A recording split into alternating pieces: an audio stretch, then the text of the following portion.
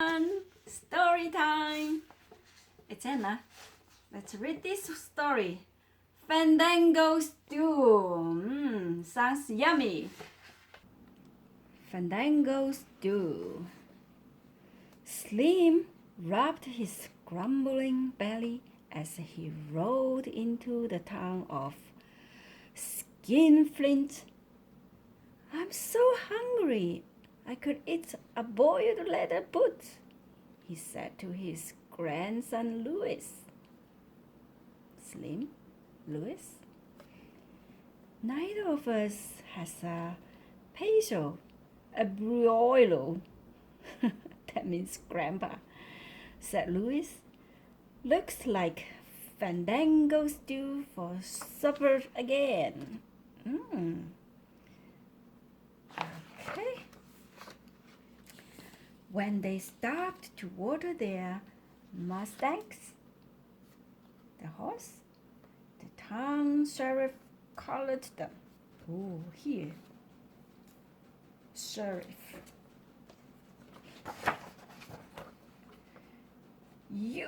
Look, this is the sheriff. You two cowboys can just keep right on a riding, said the sheriff. The hard-working citizens of Skinflint don't fit saddle traps. It ain't far to the city limits, and it's downhill all the way. Wow, so rude, sheriff. We are not aiming to lasso a handout, said Slim. My grandson and I rode in to treat Skinflint to a pot of Fandango bean stew. Wow, the sheriff narrowed his eyes. I've never heard tell of a Fandango bean. Slim pulled a small bean from his vest pocket and held it up in the air. Look, that is the bean. He said, Chili is good, so is barbecue, but nothing's finer than Fandango stew. What are you sidewinders trying to pull? Growled the sheriff. The mail moist over with the owner of the general store. Oh, here. Both men laughed. They said, You skunks can't make stew for a whole town with one bean. Lend us that big iron kettle yonder, and you'll see, said Slim. These homebred are local, said the shopkeeper. But I want to see this. That means local means crazy, right? So the town people think that they are crazy. The sheriff twirled his mustache. Here. Well, I guess it won't hurt anything to watch two fools boil water. He and the blacksmith rolled the huge iron pot into the town square. Look at the huge pot. Slim built a fire under it, while Louis filled it up with water. When the pot boiled, Louis kissed the tiny Fandango bean and dropped it in. Slim and Louis sang in two-part harmony. Chili's good, so is barbecue, but nothing is finer than Fandango stew.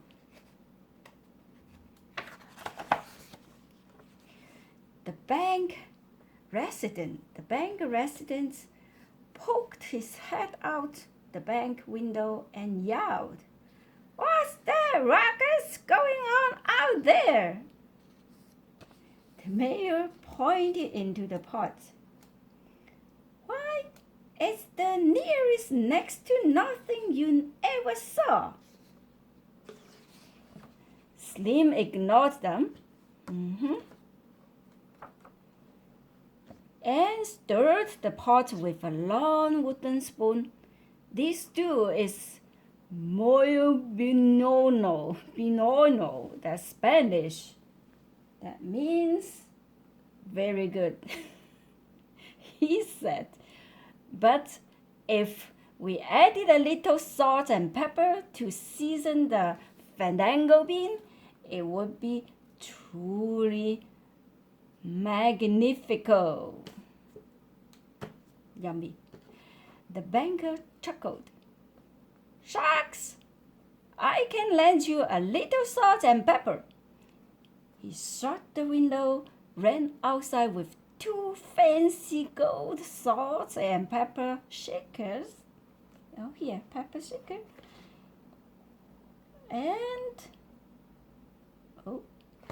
And sprinkled the seasoning into the pot. Then Slim, Louis, and the banker sang in 3 parts harmony. So Slim, Louis, and the banker, they sang, "Chili's good, so is barbecue, but nothing finer than Fandango stew." Slim tasted the stew and sighed. "What's ailing you?" asked the blacksmith. "Nothing," said Slim. "I was just thinking how a purple onion would bring out the flavor of the Fandango bean." Oh, okay. Onion. I guess the wife and I could rustle up an onion," the blacksmith said. His wife fetched one, and the blacksmith diced it to toss into the boiling water. Cut it. Then Slim, Louis, and the banker and the blacksmith and his wife sang in 5 parts harmony. 1, 2, 3, 4, 5 people. "Chili's good, so is barbecue, but nothing's finer than Fandango stew." Louis sniffed the air and said, "This stew smells good." "Muchachos," that means boys in Spanish, I guess. "Not as tasty as that batch over in Dogleg Gulch, but good. It can be helped, amigo, guys, friends," Slim said. "We had potatoes in Dogleg Gulch. This is skinflints." Oh, so they want some potatoes then. A lawyer in a frock coat elbowed his way up to the kettle. "We've got parcels of potatoes," he yelled. He disappeared and returned wheeling a huge barrel of potato spuds. "Skinflints has more potatoes than Dogleg Gulch." Case closed. He is a lawyer. Case closed. While they peeled the potatoes, Slim, Louis, the banker, the blacksmith, his wife, and lawyer were merry. They sang in 6 parts harmony. The same song. "Chili's good, so is barbecue, but nothing's finer than Fandango stew. Ooh, more people's coming. Skinflink's pretty school teacher tugged at Slim's arm. She opened a large cookbook. Pardon me, sir, but it says here that you need more than potatoes for a healthy full stew. Children need vegetables. Ah, you're right as a rain. You're right as a rain, ma'am. If this was the stew we cooked in New Summerfield, we have plenty, Slim said. They grow lots of vegetables there. But Skinflint, the town, is just a one-horse town, tiny one. One-horse town, yelled the sheriff. Dog-nabbed it. I show you vegetables. He whistled up his deputies. Guys, boys, make tracks to my garden. Pick anything that even looks like a vegetable. Oh, pronto. Even picked the okra. In a few minutes, they returned with baskets loaded with peppers, peas, cabbages, asparagus, squash, carrots, and okra.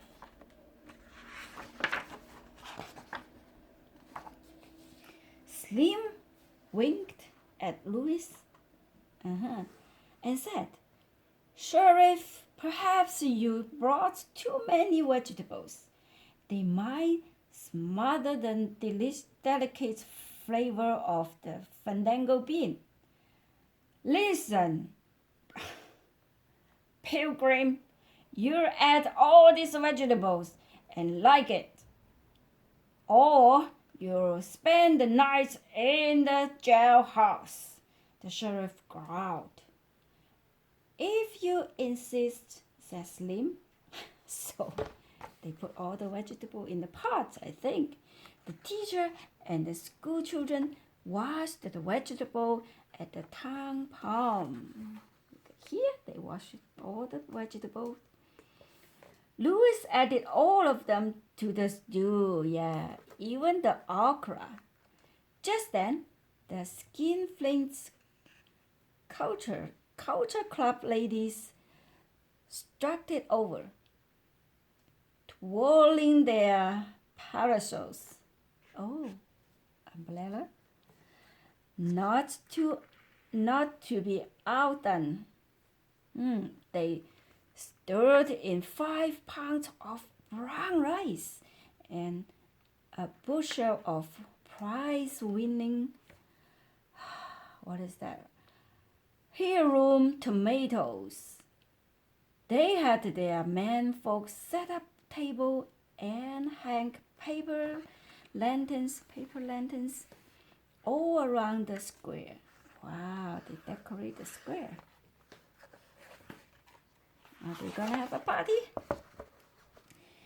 Then Slim, Louis, the banker, the blacksmith, his wife, the lawyer, the mayor, the deputies, the ladies' culture club, their menfolk, the school teacher, and the children sang in 47 parts harmony.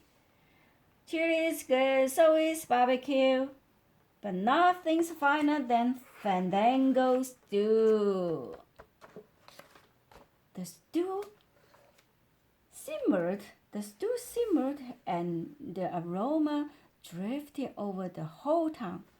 When the Fandango stew was done, the storekeeper and the wife served it with big glasses of sweet tea.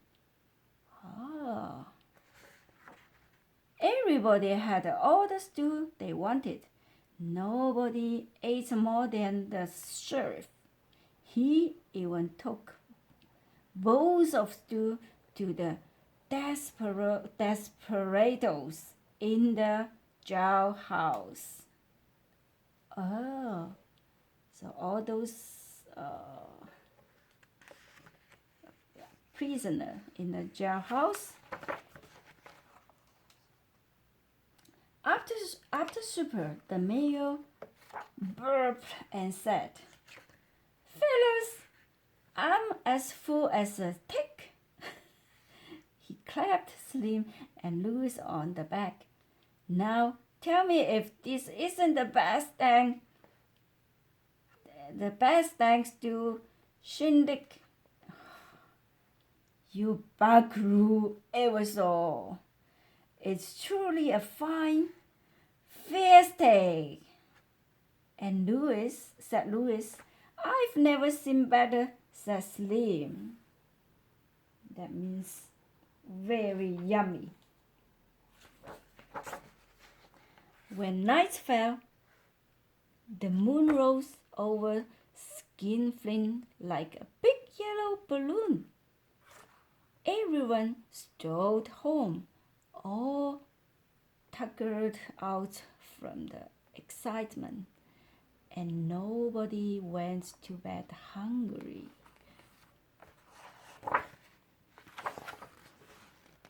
The next morning, the whole town turned out to say goodbye to Slim and Louis. The mayor dabbed his teary eyes with a handkerchief. He said, "We sure wish you gallows would stay up spell." They want them to stay in the town. With best to hitting the trail. They have to go. And before you go, the shopkeeper said, "Tell me where I can get some of those Fandango beans." Oh, Louis pointed to the barrel on the porch. "You've got plenty right there, amigo." "Why, those are just common pinto beans," the shopkeeper's wife replied. "And any beans makes a fine Fandango stew," Slim said. "Just add generosity and kindness." Generosity and kindness. Remember this. "Well, hog-tie me with a noodle," laughed the sheriff.